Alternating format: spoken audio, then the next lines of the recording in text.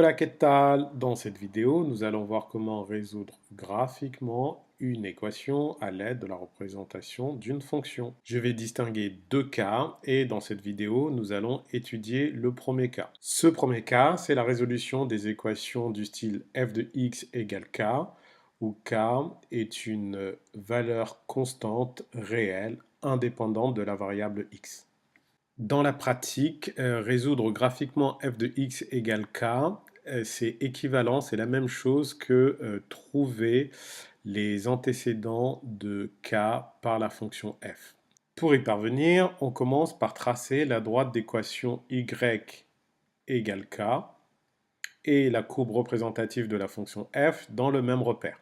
Une fois que cela est fait, il suffit de lire les abscisses des éventuels points d'intersection entre D et CF. Ce seront les solutions de notre équation. Appliquons cela pour résoudre graphiquement f de x égale 5 demi. La fonction est celle qui est représentée ici.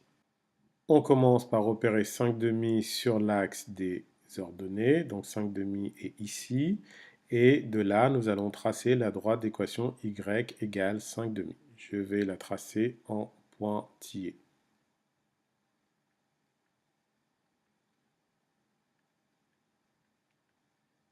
Donc ici en rouge, on a notre droite D d'équation y égale 5 demi.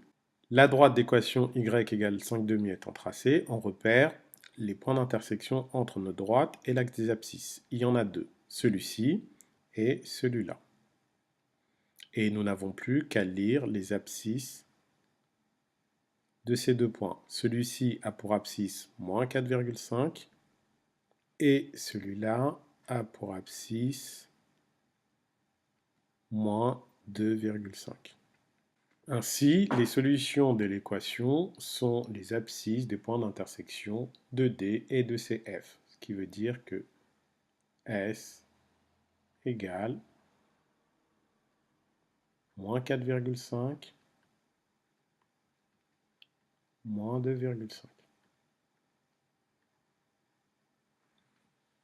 Petite remarque, si après avoir tracé la droite d'équation y égale k, celle-ci, vous vous rendez compte qu'elle ne coupe jamais la courbe représentative de notre fonction, eh bien cela veut tout simplement dire que l'équation n'a pas de solution. Dans ce cas-là, S égale ensemble vide. Cette vidéo est à présent terminée. À très bientôt.